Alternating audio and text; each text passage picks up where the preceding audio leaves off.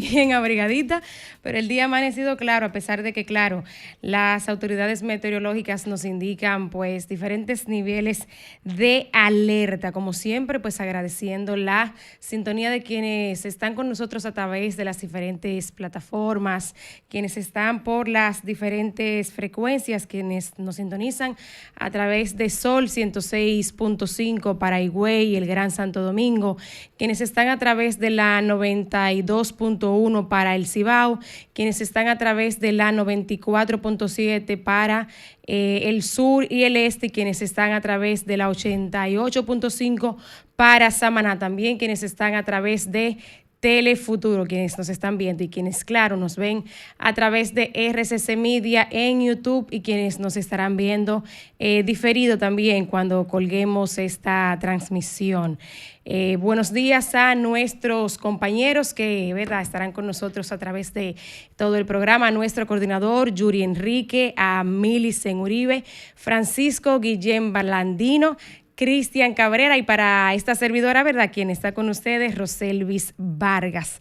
Buenos días a Francisco, que aquí lo tengo a mi derecha. Muy buenos días, Roselvis. Buenos días para todo el pueblo dominicano. Contento de estar aquí con ustedes nuevamente, otro sábado, para compartir las principales informaciones, análisis, reflexiones y debates sobre los temas que han ocurrido durante estos días y los que ocurrirán, porque como siempre, el Sol de los Sábados no solo analiza lo que ha pasado, sino que muchas veces pronostica lo que va a suceder. Y hablando de pronóstico, Roselvis, es importantísimo que todo el territorio nacional, que todos los dominicanos y dominicanas quienes aquí residen y están de visita, mantengan sus ojos en las alertas, mantengan su mirada en las alertas que ha emitido el Centro de Operaciones de Emergencia, que al momento tiene 22 provincias en alerta por la incidencia de una vaguada que afecta a distintas regiones del territorio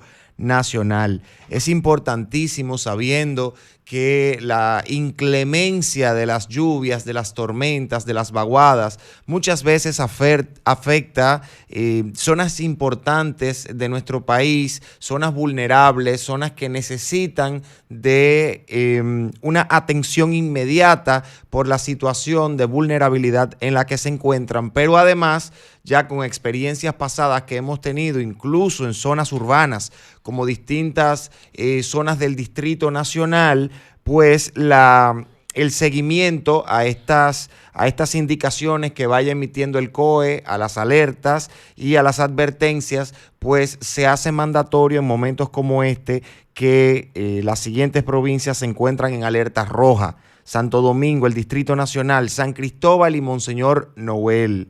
Mientras que en alerta amarilla se encuentran Montecristi, Valverde, Santiago, La Vega, San José de Ocoa, María Trinidad Sánchez, Duarte, Sánchez Ramírez, Monte Plata y Atomayor. Es decir, que va esa alerta amarilla transitando desde la parte este hacia el corazón del Cibao de nuestro país, y en alerta verde permanecen Elías Piña, San Juan, Peravia, Samaná, El Ceibo, San Pedro de Macorís, La Romana, La Altagracia y La Saona. Mira, yo voy a cometer una indiscreción. Anoche yo le propongo a unas amigas, Francisco, vamos a juntarnos a ver una película. Y dice una de ellas, yo no voy porque hay alerta roja. Y yo le digo, pero ¿alerta roja en tu casa o que tú tienes el periodo? Y dice ella, vieja, que hay alerta roja meteorológica. O sea, el COE dijo que hay alerta roja. Y yo le digo, ay, ni. Pero es que tú eres una doñita de 99 años que tú estás mirando las alertas, porque donde tú vives no hay peligro de eso.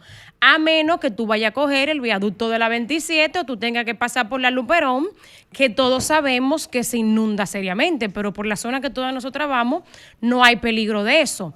Sin embargo, Francisco, mira cómo yo conscientemente hablé de la Luperón, que todos sabemos que se vuelve un mar, y cómo inconscientemente, y luego por el chat lo dije, yo le dije, por la 27 yo no paso ni que esté cayendo una gota de agua, porque ya uno tiene este trauma de los últimos noviembre, y mira que no estamos en noviembre, y mira que no ha empezado la temporada ciclónica, que a partir del 21 de junio, pero ya todos sabemos que con lo extremo del cambio climático, que sabemos, ¿verdad?, que ya hay cambios extremos. Mira como inconscientemente, bueno, pues yo hice este comentario. Y yo lo admito aquí porque hay mucha gente, como yo, me incluyo, que coge estas cosas a chercha.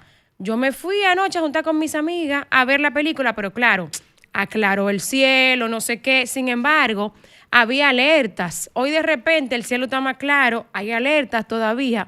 O sea, habrá gente que va a coger para la playa, quizá en la zona que tenga alerta. Mira uno allí diciéndome que no, que dice tú te vas a ir para la playa con tiras alerta, nada. Hay que respetar. Entonces, yo hago este comentario, o sea, de un tema personal, porque muchas veces nosotros ignoramos las recomendaciones, los niveles de alerta de las autoridades, y lo estoy admitiendo yo, que estoy en un micrófono, que soy periodista, que se supone que tengo que tener cierto nivel de responsabilidad y hasta cierto nivel de pose, porque la gente dirá, los periodistas, pues miren la periodista aquí diciendo que como humana a veces uno también tiene sus deslices y por eso es que a uno le pasa la cosa. Entonces me estoy poniendo de ejemplo para decirle que sí, que es verdad, que uno también a veces hace su vagamundería, pero no. A veces también uno tiene que ser consciente y decir, cónchole, uno se pasa. Uno tiene que asumir responsabilidades y leerse los periódicos, no nada más para estar informado y ver los titulares o estar viendo redes, no. Es para leer de manera consciente y asumir las recomendaciones que las autoridades nos están dando. Llevas razón, Roselvis. Hay que crear conciencia ciudadana sobre un comportamiento responsable, cívico y cuidadoso cuando estamos ante situaciones como esta.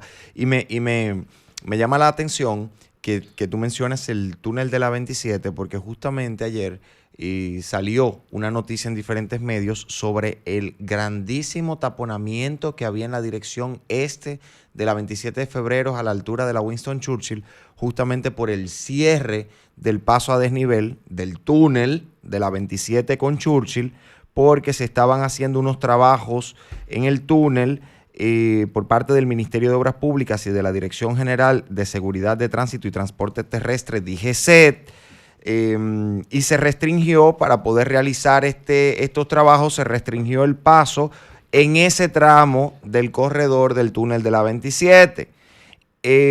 Según lo que han informado, ahí se estaban instalando nuevas luces en el tramo derecho y luego pasarán al izquierdo porque el túnel estaba muy oscuro.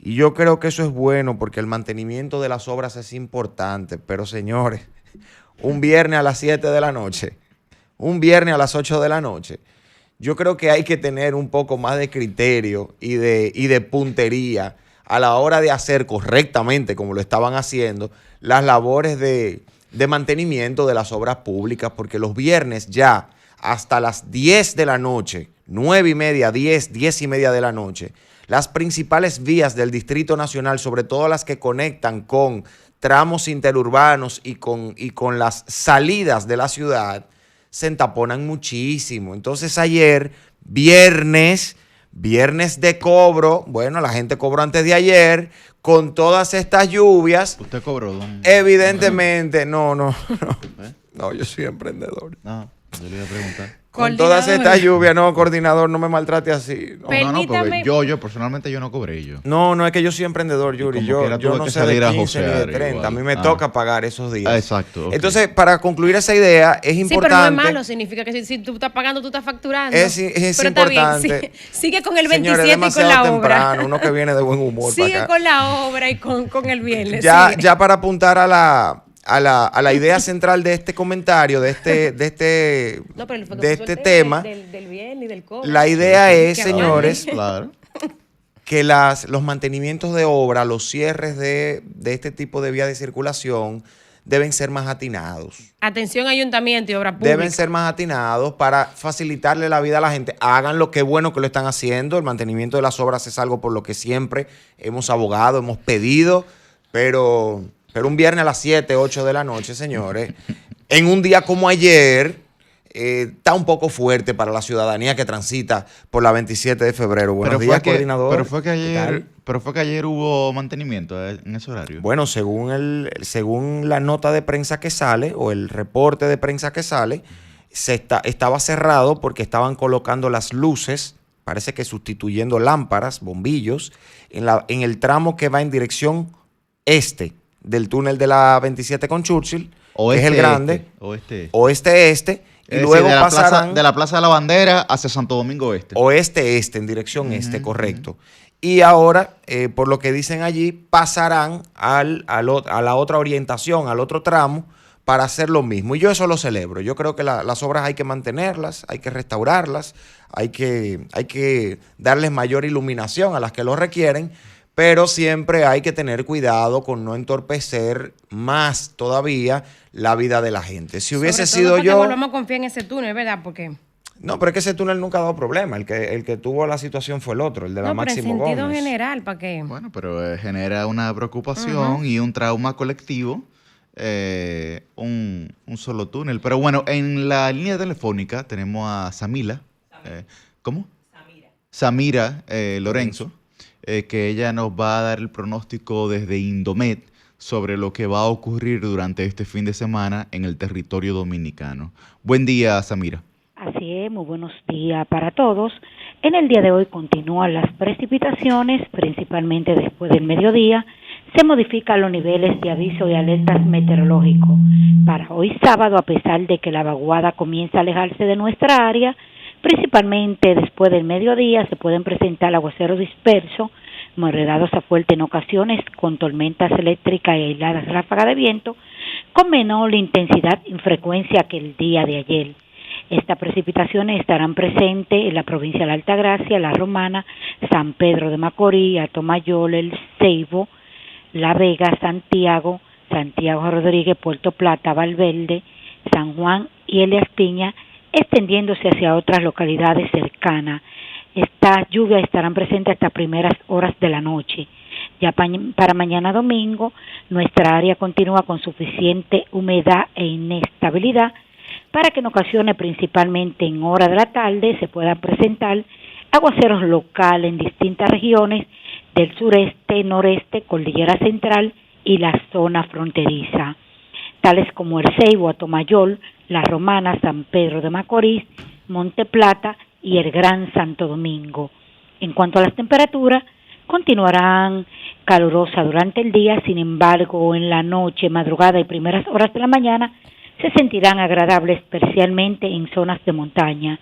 Y en cuanto a las costas del país, se encuentran normales, pero se les recomienda a las frágiles, pequeñas y medianas embarcaciones. Deben de navegar con precaución las embarcaciones, debido a las lluvias que te acabo de decir que se pueden presentar, pero las condiciones están normales en la costa.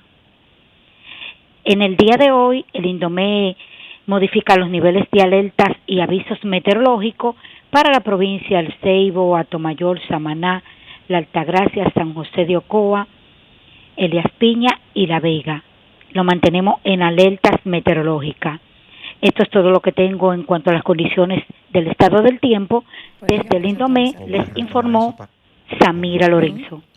Bueno, muchísimas gracias, Samira Lorenzo, desde el Indomet, que nos ha pues dado una actualización sobre los pronósticos que pudiéramos esperar durante este fin de semana, a propósito de que el día de ayer, como señalaban mis compañeros, pues fue un día que recuerda los noviembres luctuosos que ya hemos vivido y que genera algún tipo de preocupación a la ciudadanía al momento en el que visualiza las calles del Distrito Nacional repletas de agua y evidentemente la gente pues se detiene, la gente prefiere esperar en un lugar que le proporcione seguridad antes de cumplir cualquier compromiso, antes de poder llegar al propósito o al objetivo que tenía durante ese día, para que su vehículo, que aunque desde el punto de vista económico sabemos que los financieros dicen los vehículos no son una inversión, son un gasto,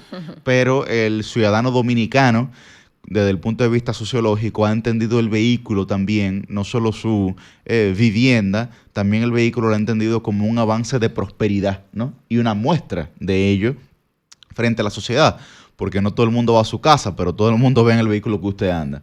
Entonces la gente decide pues proporcionarle seguridad a su bien material. Y eso es lo que ha ocurrido el día de ayer. Bueno, afortunadamente, Yuri, esta llamada de Samira Lorenzo ha ayudado a rectificar de forma actualizada la información que inicialmente ofrecimos y ya ha habido una disminución en las alertas, no en cantidad de provincias, pero por lo menos en la categoría del peligro que representa esta vaguada, ya con 13 provincias y el Distrito Nacional en alerta amarilla y 8 en alerta verde. De todas maneras, reiterar el cuidado, la responsabilidad con la que todos los ciudadanos que circulan por el territorio nacional deben de actuar y por supuesto, si usted puede evitar playas, ríos, balnearios y cualquier zona que podría inundarse o representar algún peligro para usted o su familia, tome las precauciones del lugar y evite exponerse y exponer a los suyos. Vamos a seguir dándole seguimiento a las informaciones que tiene el Centro de Operaciones de Emergencia para nosotros. Tú sabes que a propósito de obras y de lluvias,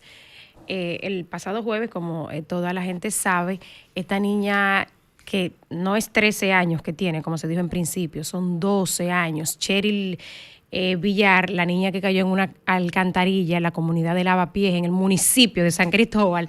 Debo decir municipio porque, ¿verdad?, para hacer la distinción entre la provincia de San Cristóbal y el municipio cabecera que lleva el mismo nombre, San Cristóbal. Esta niña que cayó en esa alcantarilla en la comunidad de Lavapiés, en el municipio de San Cristóbal, el día de ayer viernes, el alcalde de San Cristóbal, junto a las autoridades de socorro de esa demarcación, se despacharon en una rueda de prensa, pues aclarando que no se retiraron del área de búsqueda como los vecinos habían denunciado.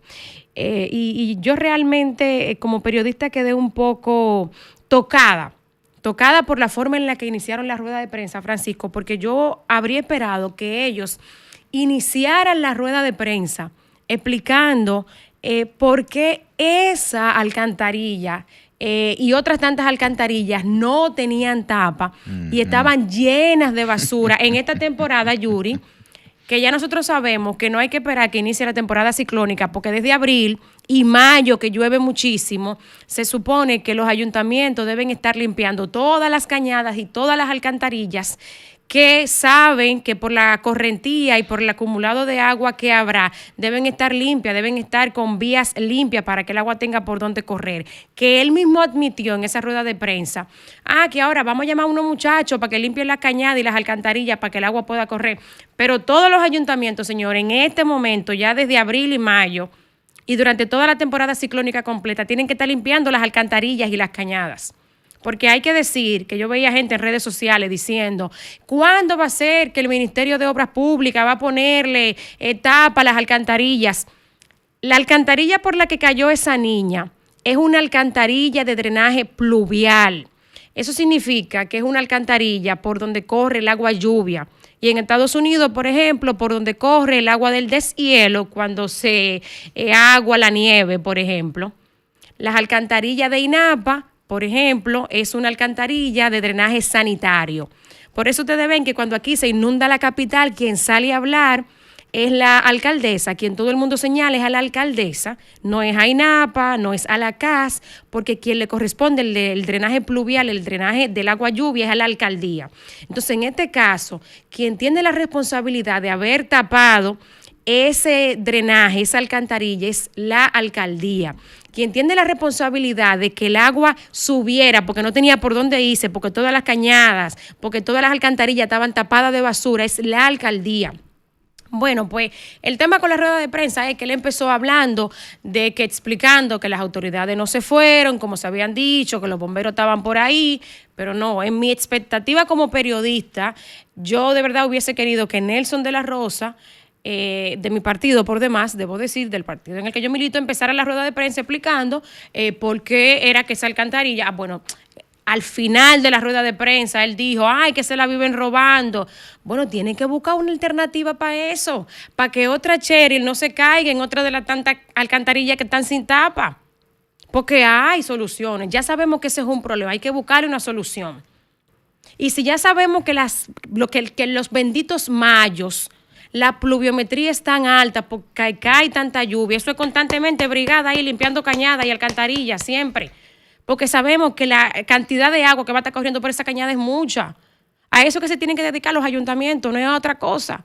Ese 40% de nómina que se tiene que ir del presupuesto, según manda la ley de los municipios, que en todos los casos siempre sobrepasa el 40%, porque los ayuntamientos están en otra cosa. O sea, le meten yo no sé qué porcentaje del presupuesto a pagar nómina, no, ajúdese al 40% y que los cuartos del ayuntamiento usted los dedique a esa brigada que tienen que estar limpiando. Pónganse en lo suyo los ayuntamientos. Señores, ¿qué no puede ser? Mira, la situación de lo que esa niña vivió. 8 horas, Yuri. Bueno, me parece más que traumático. Me parece que la autoridad falló, que con el simple hecho que haya un cuestionamiento de que si se desalojó, de que si se separó, de que si suspendieron la búsqueda, porque esa fue la noticia que salió, ¿no? Que suspendieron la búsqueda de esa niña, de que el general Méndez salga y diga, miren, se va a cancelar a las personas que abandonaron la búsqueda de esta niña. Muy bien, general, de manera sincera se lo digo, sin embargo, hay que rendir un informe a este país del protocolo que ahí se siguió. Esa es otra cosa. Porque es que no puede ser. Mire, esa niña está viva por obra y gracia del Espíritu Santo. Porque el señor que se lanzó a buscarla debió haber estado muerto junto con ella. Él se jugó un boleto de lotería y se lo sacó ese día. Y él, tanto como ella, pueden festejar que están vivos. Pero no puede ser que a este país se le diga, no, la consecuencia que va a existir es cancelar, desvincular a la persona o a las personas que estaban, digamos, encargadas de esa búsqueda. No puede ser ese solamente el mensaje del general Méndez. Tiene que haber un mensaje de un informe que diga, miren, el protocolo para este tipo de casos es el siguiente y el que se siguió no fue tal. Porque lo que parecería es que se inició una búsqueda de esta niña de manera improvisada por parte de la autoridad. Yuri, es que hay dos conceptos diferentes ahí, perdón, Roselvi, hay dos conceptos diferentes. Una cosa es suspender la búsqueda, que implica la toma de decisión de quien esté al mando de esa operación de rescate. Correcto. Y otra cosa es abandonar la búsqueda, que ya sería un acto de negligencia medalaganaria, tomada por quienes están ejecutando esa labor, bueno, pero la suspensión, sin importar el orden jerárquico. Entonces eso tiene que quedar claro. Claro que porque sí. Porque si se ordenó la suspensión por una persona con autoridad para tomar esa decisión, esa institución, el COE, es responsable patrimonialmente hasta por los daños psicológicos que sufrió esa niña. Pero lógicamente, pero lo que hay que definir es, la suspensión implica conceptualmente, desde el punto de vista jurídico, el abandono momentáneo. Y el abandono, como tú lo señalas, es el abandono, digamos, de facto. De facto. Permítanme una vía de algo, correcto. Que yo vi la rueda de prensa. Pero hay un abandono momentáneo. En principio, lo que la informó el suspensión lo COE implica, fue, aunque no se configure, la suspensión lo implica. El COE dijo, quien autorizó la suspensión fue el Comité de Mitigación y Desastre local. Vamos por parte. Los comités de mitigación, prevención y desastre lo conforman locales. Cruz Roja, Defensa Civil, no sé qué, eso es local. Local. Y lo preside la alcaldía. Eso no tiene nada que ver con el COE por arriba, ¿verdad? Entonces, ellos estaban en la rueda de prensa con el alcalde. Tú das información, ¿tú entiendes? Porque el COE no puede decir, yo voy a cancelar a alguien, no está bajo mi supervisión. Esos son comités locales, señores, que lo conforman. Los comités de prevención. Pertenece a ese comité, claro. Roselvi, porque el COE no puede tener. El COE también es un organismo conjunto. Estamos de acuerdo. Pero es que estamos de acuerdo. El COE es un organismo nacional que también lo compone Defensa Civil, o sea, también es una serie de organismos. Ahí habrá que ver. Y los comités de prevención, mitigación y desastre son organismos locales, en ese caso, que lo preside el alcalde. Es que son funciones distintas. Ahí habrá que ver algo, porque creo que las atribuciones del COE no tienen nada que ver con eso. Porque el COE es un organismo excepcional. El COE tiene atribuciones puntuales incluso. El COE está llamado a trabajar 21 de enero por operativo de fin de semana de Altagracia. La Virgen. En Semana Santa, y me parece que en diciembre, o cuando, porque la ley lo plantea así, o en ocasiones de emergencia nacional, que cuando hay huracanes, cuando hay una situación de terremoto, se invoca el COE, porque el COE es un organismo coordinador de instituciones. O sea, tú chequeas el organigrama, el COE tiene 30, 40 personas en operación, porque el COE solamente se encarga de aglutinar el trabajo de Defensa Civil, de Cruz Roja, del Ministerio de la Presidencia, bueno, es una dependencia, digamos, del Ministerio de la Presidencia, de Interior y Policía, DGC, según el tipo de reacción que corresponde. Entonces, yo no sé si fue un sobresalto de Méndez ante esta situación, porque cuando viene a ver, cuando viene a ver ni empleado de él es directamente. Pero a todo si no esto, le correspondería a la Defensa Civil. El señor de la Defensa Civil que estaba ahí sentado en la rueda de prensa ayer asegura que ellos no se retiraron, que ellos suspendieron la búsqueda en la alcantarilla, pero se mantuvieron en el área de búsqueda, que lo que suspendieron fue la entrada a la alcantarilla, pero se mantuvieron en cualquier caso, sí me gustaría resaltar lo siguiente, señores. Sea el COE, sea el organismo de auxilio, socorro, de emergencias compuesto por la alcaldía y las demás instituciones, sean los bomberos, sea la Cruz Roja, sea la Defensa Civil, póngale el nombre institucional que usted quiera. Cualquier institución o organismo del Estado que cuente con rescatistas tiene algún nivel de experticio técnico para realizar esas labores. Y que haya un ciudadano que, como dice Yuri, por la gracia de Dios y del Espíritu Santo, sin formación técnica, sin capacidad, sin equipo, sin herramientas, por instinto y por valentía y por una responsabilidad con respecto a la vida de otra persona, haya tomado ese riesgo, habla no solamente de su heroísmo y valentía, habla de una falta de capacidad o de una irresponsabilidad de los organismos que estaban ahí trabajando. Vamos a escuchar qué decía la gente de la Defensa Civil, a propósito que estamos hablando de esto, para luego escuchar lo que dice la niña al momento de ser rescatada, o luego de ser rescatada. Mira, ahí sí. Mira. Ella, Chile, estoy yo. Espérate.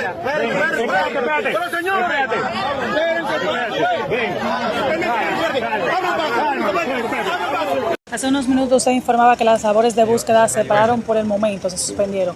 ¿Cuándo serán reanudadas? Nosotros vamos a reunirnos mañana a las 6:30 de la mañana en la oficina de la Defensa Civil. De la declaración del agente, no sé cuál es el cargo de él específicamente, si es coordinador en la demarcación o qué, de la Defensa Civil, pero ahí, en esencia, lo que él decía era que se suspendían los trabajos hasta las 6 de la mañana del día siguiente. Yo no sé si hay un tema protocolar ahí. De verdad lo desconozco. Bueno, pero es que tiene que existir un protocolo, Cristian, porque en el informe deben explicarle a la ciudadanía cuáles son los criterios que se utilizan para suspender una búsqueda. Porque, por ejemplo, yo sé que en el mar, cuando hay una persona desaparecida y se presume está en el mar, o ya se ha informado, se ha confirmado que allí fueron sus últimos pasos, inmediatamente el sol sale, o sea, el sol se retira, se oculta, hay que suspender la operación, porque ahí involucra helicópteros, ahí involucra buzos y demás, pero no sé si es el mismo procedimiento para tierra, porque este es el caso de una alcantarilla que está visible, que con linterna era que todo el mundo estaba viendo lo que pasaba allí. Entonces, yo creo que cada cosa hay que explicarla para que la gente tenga conocimiento y se evite la propia autoridad cuestionamientos quizás sobre temas que no le corresponden, que no están circunscritos a ellas. Eso es el tema que hay que ver. Buen día, don Felipe Vallejo. Buen día, ¿cómo están? Tranquilos, felices, vivos. A mí me sorprendió mucho la declaración de General Méndez, General retirado Méndez. ¿Por qué usted dice eso como retirado? ¿Retirado? No, porque esa es la condición que tiene. Retirado. En su tarjeta dice General R. Claro. Esto de que lo voy a cancelar. O sea, cualquiera que ha tenido alguna vez un empleo formal o ha tenido a su cargo un empleado formal, por una declaración que vio en un medio de comunicación no puede anunciar así ligeramente que lo va a cancelar. Él debió anunciar una investigación. Creo que era lo más responsable de hacer con respecto a eso. ¡Es mentira! No que la policía ni que no fue así. Evidentemente se suspendió el rescate. Tuvo que venir una persona, sí, como decía Francisco, me leyó la mente, sin preparación, sin el equipamiento. O sea, pudo haber perdido la vida. ¿Ustedes se imaginan aquí que la persona que se metió ahí a salvar a la niña hubiese fallecido? Hubiese sido aún más grave. Entonces, la situación es bastante grave con respecto a eso, porque no es como el caso de un proceso de rescate en el mar, donde dependes enteramente del clima. Aquí estás sujeto a la situación de las lluvias y de la inundación propiamente tal. contra el tiempo además, porque la niña había caído temprano. Claro. Entonces, obviamente que es una situación de negligencia. Ayer alguien me respondía por las redes sociales que fue un error y cualquiera se equivoca. No. Bueno, pero un error habría sido, no, mira, a la izquierda y en lugar de la derecha, pero no decir, vámonos hasta mañana. Dejemos eso así, porque obviamente eso no procede. No procedía a irse, no procedía que una persona sin el equipamiento ni conocimiento se metiera ahí, ni muchísimo menos, pero tampoco procede que el general retirado, Juan Manuel Méndez, diga de inmediato que lo va a cancelar. Lo que procedía es iniciar una investigación para esclarecer la situación y a partir de ahí tomar decisiones. Bueno, efectivamente, un debido proceso, como se llamaría en términos jurídicos, Felipe, ¿no?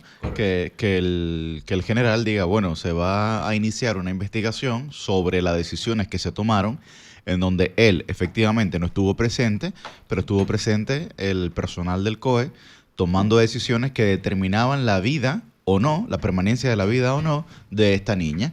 Que insistimos, agradecemos a los que creen, ¿verdad? Agradecemos la obra y gracia del Espíritu, al que no, o a los que no creen, que agradezcan al universo, no sé, a los profetas, a quien usted quiera, a Mahoma y a la montaña, pero definitivamente lo que ocurrió allí fue un hecho heroico. Cristian, ¿tú estás leyendo? No. Fue un hecho... Estamos al aire... Fue un hecho heroico. Fue un hecho heroico que definitivamente la sociedad dominicana debería pues tomar en cuenta y sobre todo felicitar a esta persona que hemos visto ya también ya de manera un poco farandulera que algunas personas se le han acercado a darle montos de dinero y tal al rescatista, ¿no? Sí, eso pasa cuando incluso me ha sorprendido que nadie lo ha candidateado a presidente. Como que parece que es ciudadano. Vamos a escuchar parte de lo que se dijo ayer luego de este proceso de rescate. De búsqueda se pararon por el momento, se suspendieron. ¿Cuándo serán reanudadas? Nosotros vamos a reunirnos mañana a las 6:30 de la mañana en las oficinas de la Defensa Civil, las 3 agencias de San Cristóbal, o sea, los bomberos, la Cruz Roja y la Defensa Civil, conjuntamente con la policía. Eso fue lo que se dijo en la noche de parte de, bueno, estaba uniformada la Defensa Civil, no conozco su nombre, pero parece ser quien estaba representando en ese momento a la institución en la zona. De manera que habrá que ver, no sé la hora exacta, pero ya es de noche. En el video se refleja que es de noche, todavía seguían ahí. Sin embargo, ya procedían al retiro de la zona. Esto es lo que dice la niña, luego de las 8 horas que fueron, que duraron, ¿verdad? Que duró ella dentro del alcantarillado. Adelante. Yo tropecé ahí y entonces el agua me jaló. Yo tenía un bracito afuera tratando de salir, pero el agua me llevaba. Entonces, en un momento cuando quedé yo no me acordaba de nada y después fue que desperté. Y ahí fue que yo vi que yo me estaba ahogando. Y luego, ya después no me acuerdo, me dijeron que me estaban jalando los pies, pero yo no sentí eso. Después que yo siento que estoy en un sueño, como en un túnel lleno de agua así. Yo siento que estoy en un sueño, ahogándome, yo pidiendo que me despertaran o algo. Pero después yo vi que no era un sueño, que era la vida real. Y después yo me estaba ahogando. Y cuando había un huequito así, que no había agua, yo levantaba más la cabeza y cogí un poco de aire. Y me seguí ahogando y así. Y luego llegué como a una cuevita. Y ahí yo no me acuerdo cómo fue que yo caí. Pero yo me desperté y yo pensaba que era un sueño también, pero yo estaba pidiendo ayuda. Y después en una esquinita había como lodo o cloaca o no sé, o una cosita verde y me acosté ahí, puse mis zapatos y me dormí ahí un buen rato. Y cuando yo sentía que me estaban buscando, yo pedí ayuda. Y así. Wow. Una pesadilla. Qué barbaridad. Qué testimonio. Qué fuerte, ¿eh? Tan fuerte. señores, wow. Bueno, y sobre todo aquí, Millicent, Felipe, que tienen hijos, podrían describir lo que lo que pasó ese padre. Sí, lo que podría significar estar en ese grado de incertidumbre frente a una niña de esta edad que pudiera ser hija, bueno, de cualquiera de nosotros, no saber, digamos, cuál va a ser su realidad, ¿no? Y pienso que el COE, la Defensa Civil, los organismos de rescate que venían ya inclusive de un reconocimiento internacional, que venían de haber hecho una labor, digamos, decente frente a una tragedia, tienen que valorar este tipo de situaciones que son las que cotidianamente se pueden dar en la República Dominicana, a propósito también del alcantarillado, del sistema pluvial que nosotros tenemos, las profundas deficiencias que tenemos como sociedad de desarrollo urbano y planeamiento urbano, pues digamos de cómo reaccionar ante esto. Nadie espera que si un hijo suyo está desaparecido en una alcantarilla, desde el momento que usted dice suspendemos y mañana hablamos a las 6 de la mañana, bueno, usted dice, pero venga acá, pero claro, estamos en las horas cruciales porque todo el mundo sabe que las 24 primeras horas para la búsqueda de una persona son las determinantes en cualquier caso, ya sea de calamidad natural como fue en esta ocasión o de secuestro premeditado, son las cruciales para usted poder, digamos, encontrar a esa persona con vida. Mi madre estuviera presa, para que ustedes lo sepan. Mi mamá estuviera presa, ella nos está escuchando ahora. A mí hay que matarme. Ella estuviera presa y posiblemente el escándalo sería mayor por lo que ella hubiese hecho que por mi rescate. Pero sí, Yuri, quiero resaltar algo ahí, y es justamente a propósito de lo que venimos hablando. Aprovechar este caso que tuvo una conclusión exitosa, un final feliz, no gracias a las labores de rescate de los cuerpos rescatistas, pero tuvo un final feliz. Hay que resaltar que todos los eventos de emergencia, de urgencia, que implica el rescate de vidas, que implica la respuesta ante desastres o escenarios de esta naturaleza, todos van a ser distintos. Todos van a tener particularidades y dificultades. Por eso es necesario que la capacitación y el entrenamiento de quienes están llamados a resolver estas situaciones y a salvar vidas sea tan bueno, tan estricto, tan constante, porque nosotros necesitamos seguir llamándoles héroes. Entonces, muchas veces, con los finales trágicos, con los finales infelices, decimos que no es el momento oportuno para hablar de eso porque la tragedia está muy viva y el dolor todavía está latente. Vamos a aprovechar esta ocasión para resaltar la necesidad de la capacitación y de la toma correcta de decisiones, señores. Sí. Porque me parece que hemos dado, a lo largo de los años, hemos dado muchas excusas y siempre hemos dicho, sí, pero esto tuvo una situación particular, sí, pero esto tuvo una complejidad especial, sí, pero esto tenía tal dificultad. Pero justamente para eso son los entrenamientos de ese personal de apoyo, que son nuestros héroes y no le vamos a quitar mérito. Pero esas complejidades son las razones por las cuales necesitamos que ellos estén permanentemente en proceso de capacitación y entrenamiento. Yo solo quiero agregar a los planteamientos que ustedes han estado compartiendo la necesidad de que en este momento a esa niña se le dé el acompañamiento emocional y psicológico necesario. Definitivamente. Ojo, parecería una obviedad lo que estoy diciendo, pero como este país es tan sui generis, quiero plantearlo claramente. A esa niña hay que acompañarla a nivel psicológico y a nivel emocional porque esa niña vivió un trauma y eso ella le puede afectar de por vida. Entonces no fue como que, bueno, ya la niña se salvó, todo bien y volvamos a posición anterior. No, ese acompañamiento emocional y psicológico debe de estar garantizado. Y lo digo porque sabemos que aquí lamentablemente en este país tener acceso a servicios de salud psicológica, de salud emocional es un lujo. Y para familias de escasos recursos, como es esa niña, mucho más. Entonces, atención autoridades.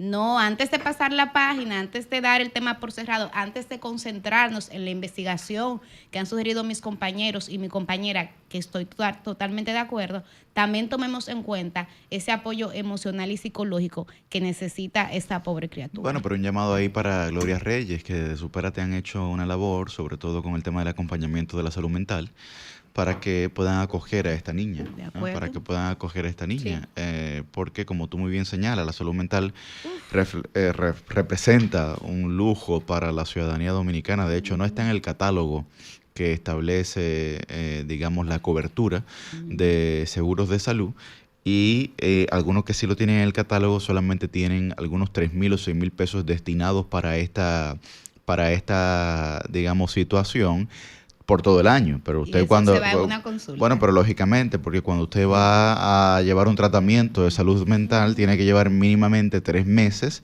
y visitar al psicólogo o al psiquiatra semanalmente. Y semanalmente usted gasta ya los 3,000 pesos, ¿no? Sí. Los 3,000 o los 4,000 pesos que se le colocan dentro del seguro, y por eso es tan importante que nosotros como sociedad también hagamos conciencia, y las aseguradoras hagan conciencia sobre la importancia de la salud mental en nuestro país. Definitivamente esa niña tiene un trauma que no hay que ser psicólogo para poder diagnosticarlo o para poder hacer el análisis, que debe dársele algún tipo de seguimiento. A veces nosotros tenemos trauma, y ojalá que la gente de Jaina me esté escuchando. Don Julio, usted que siempre está escuchando el programa, ojalá que me pueda, que es cercano a los Jaineros Dorados. Yo tuve contacto esta semana con parte del equipo de la alcaldía que está organizando las ayudas psicológicas, las citas, los encuentros que se le está ofreciendo a las familias de los heridos y de los fallecidos de la tragedia del Jet Set. Al primer encuentro son citas privadas con cada familia de accidentados o fallecidos. Al primer encuentro, señores, asistieron unas 7 familias de la asistencia que está dando la alcaldía con apoyo de el empresariado, porque es una ¿Cuántas familias se vieron afectadas en Jaina, Rosel? Más de 30, ¿no? Claro, de 25 fallecidos y heridos varios más. Correcto. Al primer encuentro asistieron 7 familias. Al segundo, solamente 3 familias. Primero 7, después 3. Me contactaron esta semana para que yo le diera una manito, para intentar informarle a estas personas, porque no todo el que estaba ahí, señores, necesariamente era porque era rico o clase media, porque tenía para comprar whisky, no, la gente a veces tú sabes, claro, etcétera. Claro. O entonces, bueno, se le está diciendo que, o a veces la gente no tiene ánimo para venir a bregar con algunas cosas, la gente está en su duelo. Bueno, no necesariamente la gente está muy consciente de que necesita apoyo psicológico. Sí, señores, pasados los meses usted se va a dar cuenta de que sí necesita conversar, de que sí necesita herramientas psicológicas para llevar este asunto. Entonces, si los están llamando de la alcaldía del distrito, de algún equipo que le está ofreciendo este apoyo, por lo menos inténtelo, a ver qué puede haber de bueno en eso, que a lo mejor usted sí encuentra bondades en este ofrecimiento de acompañamiento terapéutico que se le está haciendo. Bien, en la línea telefónica tenemos a Juan Marte, él es el presidente de la Confederación Nacional de Trabajadores del Transporte, y va a hablar con nosotros sobre las situaciones que están afectando el transporte en la República Dominicana, también a propósito del paro que iban a hacer los trabajadores durante esta semana. Buen día, Juan. Muy buenos días. Sí, Juan, ¿cuál es la situación del transporte? ¿Por qué, digamos, existía un aviso durante esta semana de un paro de los trabajadores del transporte en la República Dominicana? Bueno, nosotros no somos parte, ni fuimos parte de la coalición que llamó a paro. Vimos en los medios al senador Antonio Marte, que también es presidente de una institución choferil, y que llamó a una paralización desde el Senado de la República, cosa inédita en la historia del país.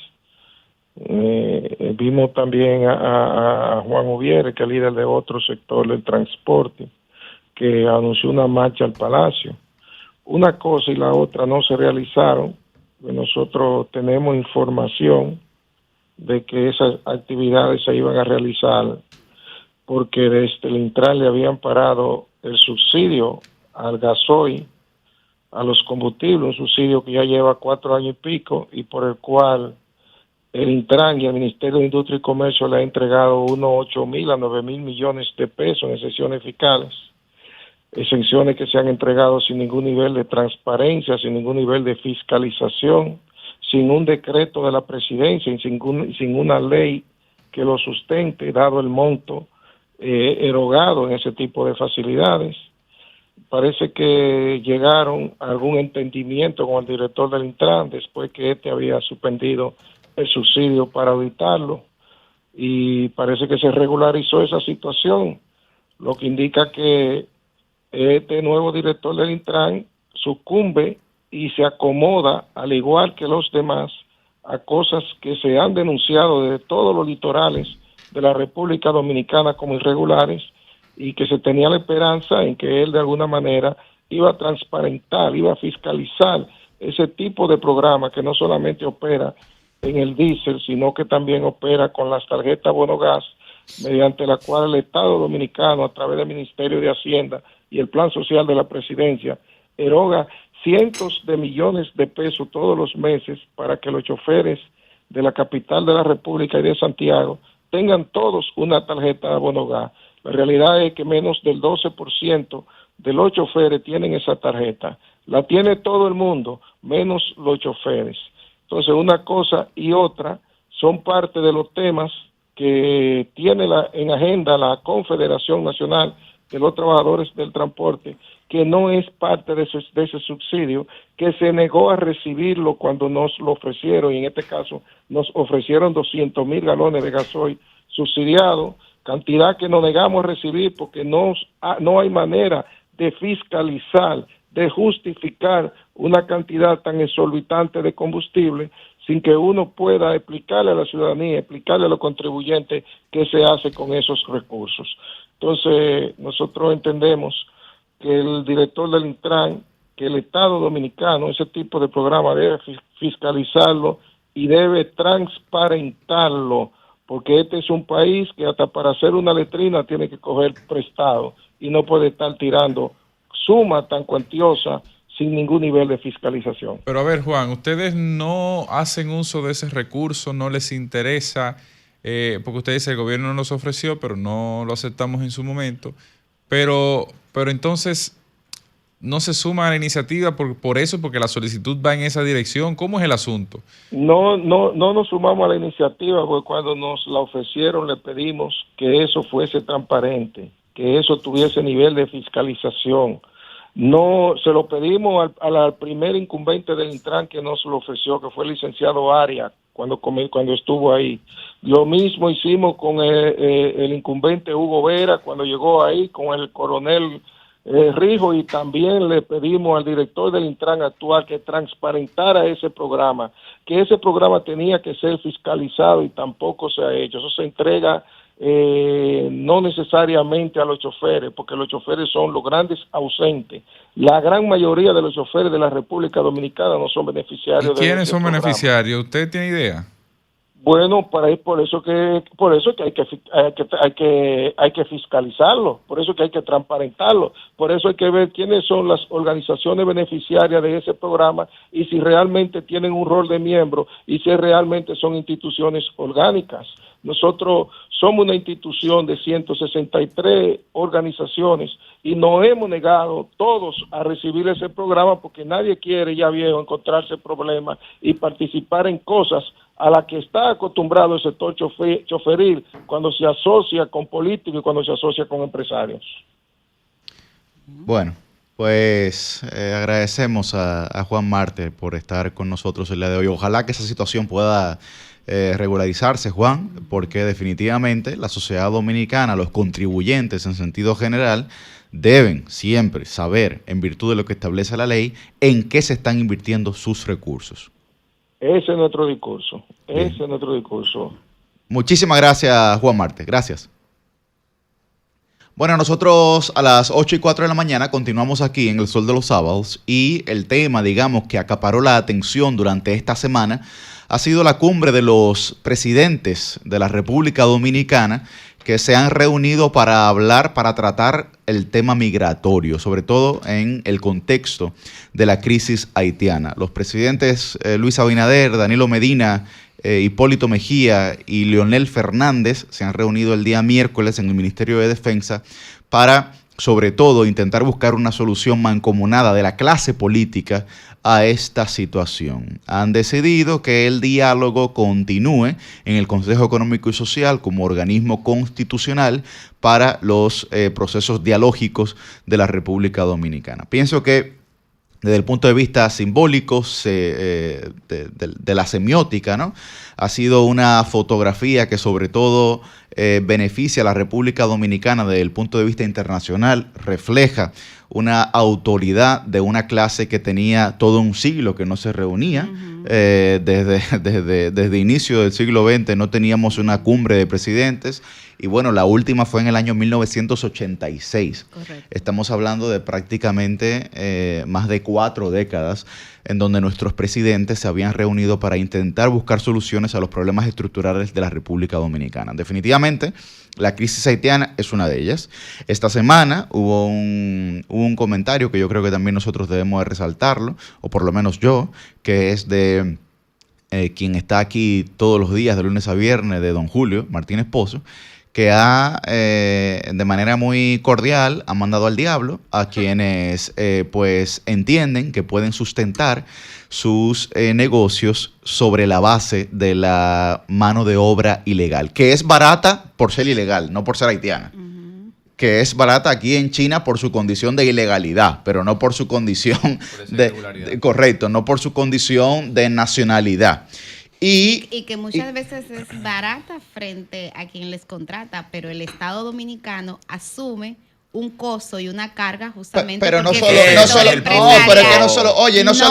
el Estado, que y por ejemplo la seguridad social. Claro, no, pero yo quiero dejar algo aquí sobre la mesa para nuestros compañeros y para el debate de la sociedad. No es barata nada. No es barata nada. No, pero ¿quién la paga? Es que no puede ser que, por ejemplo, el sector construcción dependa de la mano de obra ilegal, pague menos a esa mano de obra, pero no se refleja en los precios que nosotros como ciudadanos tenemos para adquirir un inmueble. Claro. Que los productos en el sector agrícola, por ejemplo, estén, digamos, siendo trabajados por la mano de obra ilegal, pero que los productos aumenten en virtud del mercado y no de la mano de obra que generó ese producto. Entonces todos los ciudadanos, no solamente la sociedad, el Estado, la TCS, la educación, la salud, etcétera, está sufriendo, sino el propio ciudadano que incurre, digamos, en la adquisición de un inmueble o de la adquisición de productos que están siendo, digamos, realizados por la mano de obra ilegal, no se benefician absolutamente nada. Y pienso que también eso es un tema que hay que conversarlo. Y que tiene también su perspectiva humana, porque defender los migrantes y defender los derechos humanos, como lo hago yo siempre, es también abogar porque tengan mejores condiciones laborales. Y tener mejor condición laboral no implica tú apoyar que aquí se promueva justamente el incurrir en contratación masiva de mano de obra ilegal, porque sabemos el costo que eso tiene, que tiene un costo, insisto, un costo económico, y lo que un poco le señalaba a Yuri es lo que pasa. Cuando tú contratas un empleado, el empleador tiene que pagar seguridad social, y eso es lo que le da derecho a ese empleado a ir y tener acceso a servicios de salud, que es verdad que es un derecho fundamental. Pero cuando es un contrato ilegal, cuando no hay tal contrato, entonces, ¿qué pasa? ¿Quién es que tiene que cubrir el derecho a la salud de ese trabajador o de esa trabajadora? Es el Estado Dominicano. Y cuando decimos el Estado Dominicano nos estamos refiriendo a todos y a todas. Entonces, ese tipo de ejercicios es el que hay que visibilizar aquí en la sociedad para dejar la doble moral y para dejar la hipocresía de, por un lado, a Dios rogando y por otro lado, al mazo dando. Pero me quiero referir, Yuri, a la parte inicial de tu comentario, que es la noticia de la semana, lo de la cumbre. Y de entrada, yo quiero felicitar tanto a la Fuerza del Pueblo como al Partido de la Liberación Dominicana, porque me parece que han dado una muestra de madurez política. Definitivamente. Súper necesaria. O sea, qué buen gesto, qué buen mensaje. Primero, frente a la sociedad dominicana y segundo, frente al mundo. Yo siempre he dicho, inclusive tengo varios artículos que he escrito al respecto, de que la gallina de oro aquí en República Dominicana es justamente la estabilidad política. Cuando tú analizas cómo se está moviendo la inversión extranjera y decir que solamente el año pasado aquí superamos los 4.500 millones de dólares solamente por inversión extranjera directa, para quedarme en un rubro. Y tú dices, pero ven aquí, ¿qué es lo que pasa? ¿Por qué República Dominicana, este país tan pequeño, es tan atractivo para los capitales del mundo? ¿Y por qué ahora mismo con todo el tema de la geopolítica estamos llamando la atención? Aquí tuvimos al canciller ruso, tuvimos al canciller de Estados Unidos, el de Kenia. O sea, ¿qué está pasando? Señores, es que la estabilidad política, el que aquí nos podamos dar el lujo de ir a unas elecciones y que 10, 12 horas después aquí se sepa quién ganó y que no pase nada y que al otro día todo el mundo salga a trabajar como si nada. Mire, eso es un lujo que se da a República Dominicana. Y gestos como este, el que sean capaces de sentarse 3 expresidentes y un presidente en una misma mesa, esto refuerza eso. Entonces yo quiero reconocer a la fuerza del pueblo y quiero reconocer también al PLD porque dan una muestra de madurez política que ojalá podamos a partir de aquí extrapolar ese espíritu a la discusión de otros temas que para mí son fundamentales y que lamentablemente muchas veces no avanzan por falta de consenso político. Quisiera rescatar, Milicen, justamente lo que hablábamos de quién paga. Claro. ¿Quién paga la mano de obra? Y quien paga la mano de obra no es quien cubre el costo mínimo que puede tener por lo barata que es o quien le contrata directamente. Exacto. A diferencia de lo que pasa con la droga, que es más cara justamente porque es ilegal, sí. Con la mano de obra pasa lo contrario. Es más barata, Yuri, como tú dices, porque es ilegal. Pero volvamos al concepto. ¿Es más barata? ¿Realmente es más barata?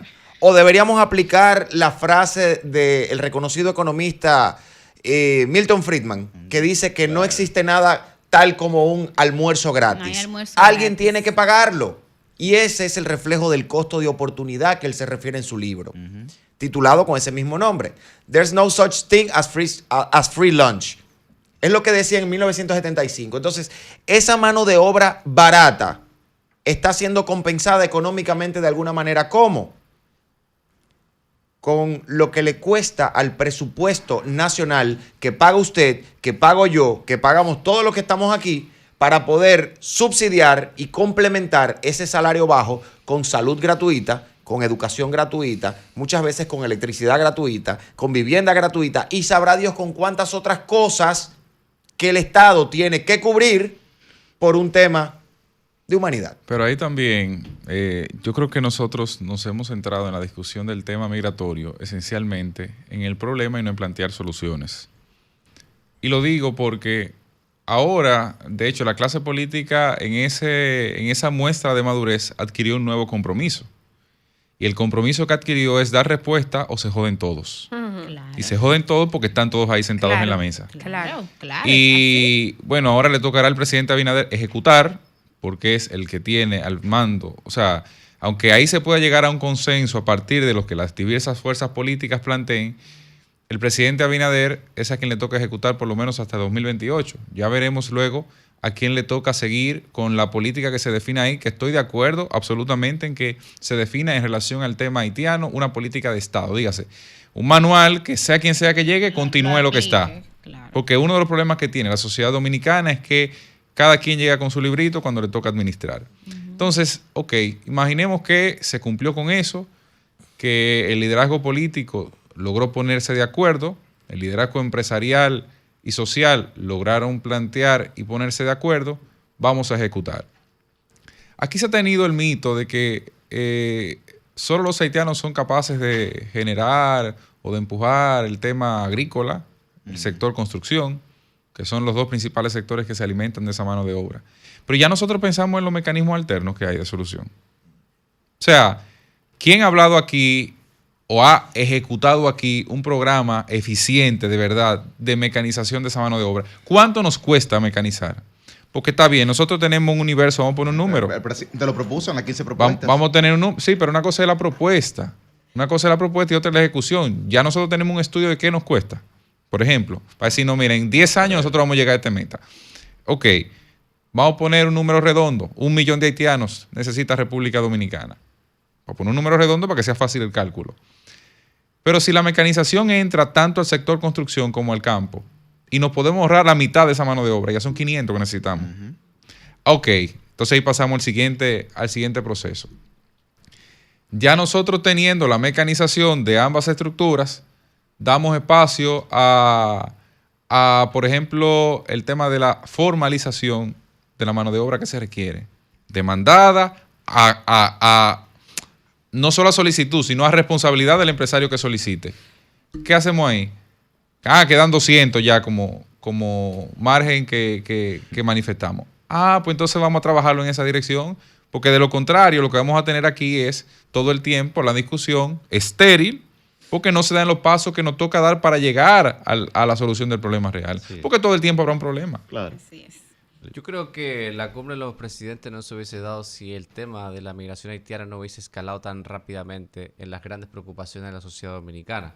Por eso pienso que el tema de Friusa fue un punto de inflexión desde el punto de vista social, político y entonces ahora manifestado en las políticas públicas. Los presidentes no se hubiesen reunido si la situación de Haití no estuviera, digamos, en ese nivel de preocupación latente de la sociedad manifestado en distintas encuestas de opinión. Hoy es el tercer o cuarto tema de mayor preocupación de los dominicanos y el gobierno lo detectó inmediatamente posterior a Friusa, y los expresidentes en vía de consecuencia se han reunido. Ahora hay una fotografía, hay un momento que fue esa cumbre de expresidentes que de alguna manera los comprometió, como dice Millicent, y de aquí en adelante no solamente será responsabilidad de este presidente, sino del que viene. Cambio y fuera. El sol de los sábados, el sol de los sábados, el sol de los sábados, el sol